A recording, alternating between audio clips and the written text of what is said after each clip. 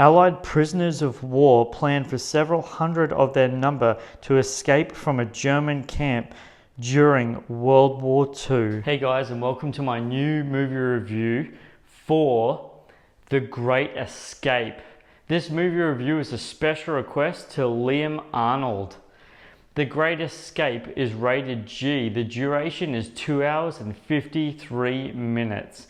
It came out in 1963. Yes, you heard that right, 1963, which makes it 56 years old. I'll just give you a moment to let that sink in.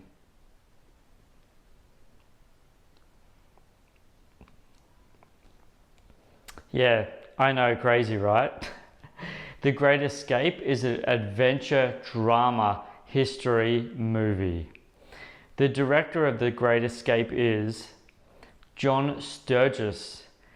Now, bear with me while I share with you this incredible cast.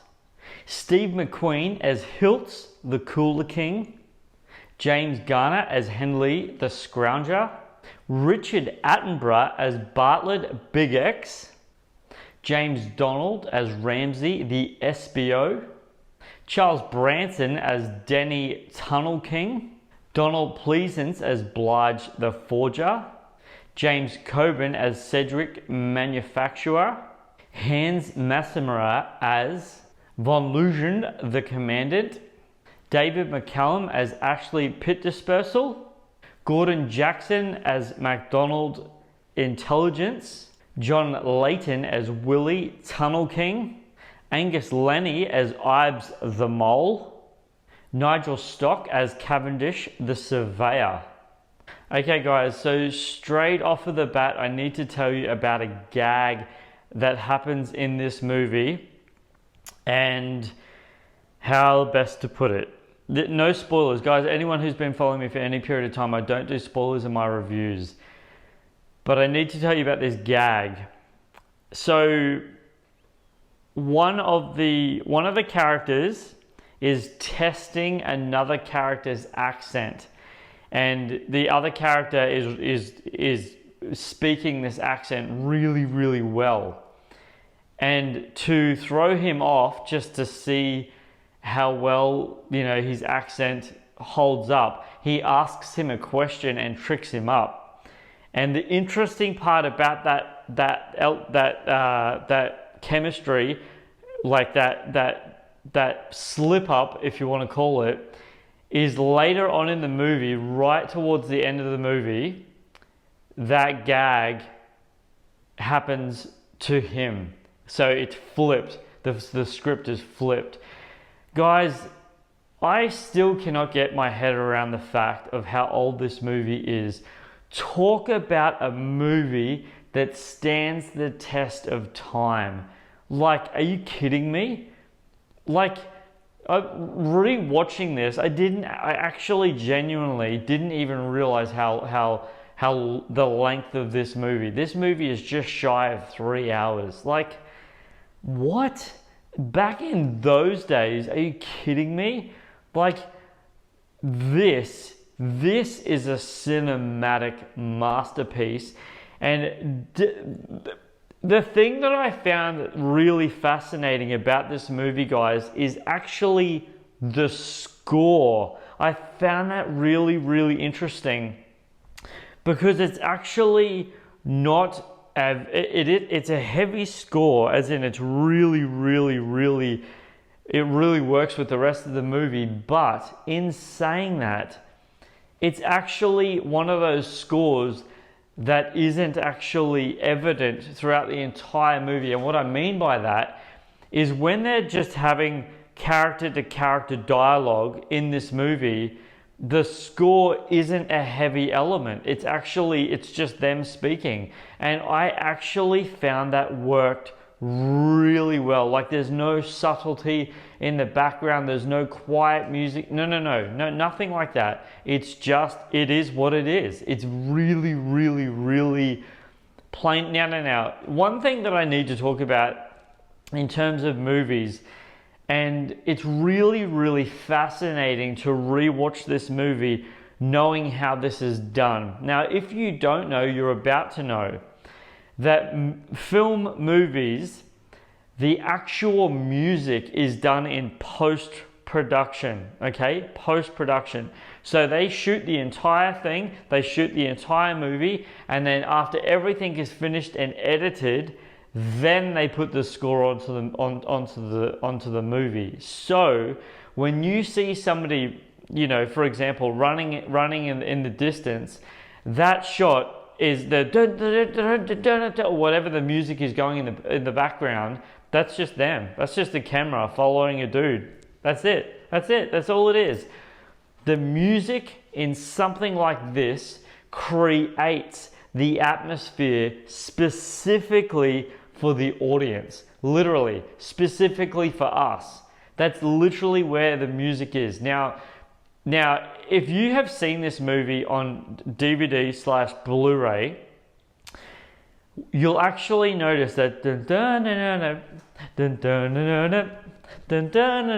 is actually playing over and over and over and over. And I realized when I was watching that, I was like, man, that is a seriously incredibly iconic theme song. Like, really, I didn't actually realize it was for The Great Escape. I don't know why, but I thought it was for the hit TV show MASH, and it still could be that, actually. I wouldn't be surprised, but I didn't realize that they used it for this movie. Rewatching this, and I really want to thank Liam for recommending me to do this movie review, because rewatching this, I just kept thinking to myself after watching this, I can't believe a movie like this, the length of the movie, doesn't get boring. Because there's not even an adventure element at the beginning of the movie, but it's almost like a mysterious element. Because the characters, and if you don't know, all they're doing is once they get off the trucks, they get in, it starts happening, all they're doing, the entire movie, from word go, is trying to escape, literally. And the fundamental elements of that in their character development in the movie doesn't stop, literally. Now, the reason why I wanted to tell you all the characters at the beginning of this review is purely because of the fact of how woven they all are in the movie. Not once watching this movie did I think to myself, and I genuinely mean this, guys, not once did I sit back and think to myself, man, get on with it, like, far out. It is so ridiculously well established. Now, I know this is kind of random. But there's humor really lightly sprinkled throughout this entire movie. And I tell you now, there is a physical element to Steve McQueen's character in this movie. He actually doesn't say anything. Well, he is in dialogue talking to other characters, but it's his physical look. He does this, like, it's like this little pigeon look, and he just does this look. And I remember thinking to myself the first time I ever saw it, man, that's iconic. Like, I've actually seen that now in so many other movies. Just that. The biggest thing that I found it in is Death at a Funeral. The priest does it, and he's like, and I just thought to myself, that's hilarious. That's what Steve McQueen did in The Great Escape. And I really thought to myself, now that's clever. That's really clever. Now, I have to say, guys, as you saw in my opening of this movie review, the opening title with the lion roar. Now, I have to say, genuinely, looking back at that opening, it kind of made me go, that sucks. because they really don't use the line anymore, and it's so massively iconic. I mean, it really is. It's very similar to the 20th Century Fox. Dun, dun, dun, dun. They don't use that anymore. They don't use it because Disney now owns Fox. And it's, I don't know, rewatching that, I thought to myself, man, that really sucks. Now, the question that you're asking me, I know you're about to ask me, you're like, Steve, does it have it? Does it have the word? Does it have the word that all movies that should have in the history of cinema that makes film, especially a 56-year-old film? Does it have it? Yeah, you ready for it? Say it with me. 3, 2, 1. Rewatchability. Does The Great Escape have rewatchability? Does it? Oh my gosh, yes. Times a billion, a trillion, billion, gazillion. Oh my gosh, yes. Yes, yes, yes. In every fundamental element of just the character development, the way it's scripted, it just does my head in that a movie of this magnitude can be rewatched today and be still so entertaining. This is one of those movies, guys, that I would actually say genuinely. Now, anyone who's been following me for any period of time, movies that are that lengthy, like, you know, Netflix movies, The Irishman, you know, The Avengers Endgame, movies like that, 3-hour long movies, Inception, really masterful long movies that can be watched on a massive flight somewhere. So yeah, you can't sleep, you're tossing and turning because you're just all the noise around in the aircraft and stuff like that, or you're driving a really long distance and you're trying to keep yourself occupied. A movie like this is prime for that sort of thing, specifically if you just want to be just taken in. And there's not one moment in this movie that you're just like, yeah, I'm over it now. Like, literally, just the craftsman of the movie that takes you and just keeps you going. It is just brilliant. Now, for anyone who's been following me for any period of time, you know that I love giving you guys movie trivia, because I just find that so many movie reviewers don't do that, and I love movie trivia because I just find it fascinating. And it's just like, it's one of those things that I'm like, you know what, I'm going to treat you guys. So guess what time it is? Trivia time. During the climactic motorcycle chase, director John Sturges allowed Steve McQueen to ride in disguise as one of the pursuing German soldiers, so that in the final sequence, through the magic of editing, he's actually chasing himself. Come on, guys. McQueen played the German cyclist that actually hits the wire. And next piece of trivia, guys. One day, the police in the German town where this movie is shot set up a speed trap near the set.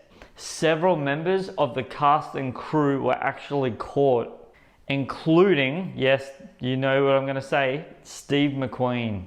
The chief of police told Steve McQueen, "We've caught several of your comrades today, but you have won the prize." For the highest speeding, McQueen was arrested and unfortunately briefly jailed. Next piece of trivia, my friends. Wally Footy, the real-life Tunnel King, he was transferred to another camp just before the escape. Served as a consultant to the filmmakers, almost full-time for more than a year. Last piece of trivia, guys, and I'll leave you with this. Charles Bronson, who portrays the chief tunneler, brought his own expertise and experiences to the set. He had been a coal miner before turning into acting, and gave director John Sturges advice to how to move the dirt. As a result of his work in the coal mines, Bronson suffered from claustrophobia, just as his character had. Guys, thank you seriously, genuinely, authentically for sticking in, for watching this movie review. I genuinely value it so much. Thank you, thank you, thank you. I honestly, I really value it. I really appreciate it. For those of you who have subscribed to my YouTube channel, thank you. And if you haven't, go ahead and hit that subscribe button, and don't forget to click the bell for notifications. That way I drop anything, it'll be yours straight away, and then you'll have my opinion, my views on my reviews of what I think about movies. And I always give my honest opinion, guys, every single time, no matter what it is. And I always give my audience trivia, and I love it. And don't forget, if you appreciate my reviews, I'd really appreciate you guys giving me a thumbs up. That way I really know that you're appreciating my content, and it really gives me value for my channel. Thank you so much for that, guys. I genuinely appreciate it. Don't forget, if you have or you haven't, let me know in the comment section below. What did you think of The Great Escape? Do you think it's one, I won't say the GOAT, but it's almost the GOAT, the greatest movie of all time? It isn't, but it's a masterpiece. It really is a masterpiece. Drop your comments in the comment section below and let me know your thoughts on The Great Escape. Do you think it is as rewatchable as I do? Do you think it has that rewatchability to it? I'd love to hear back from you. Let me know in the comment section below. And guys, don't forget who's bringing this movie review to you guys. This is Superman Steve, guys. Flying out!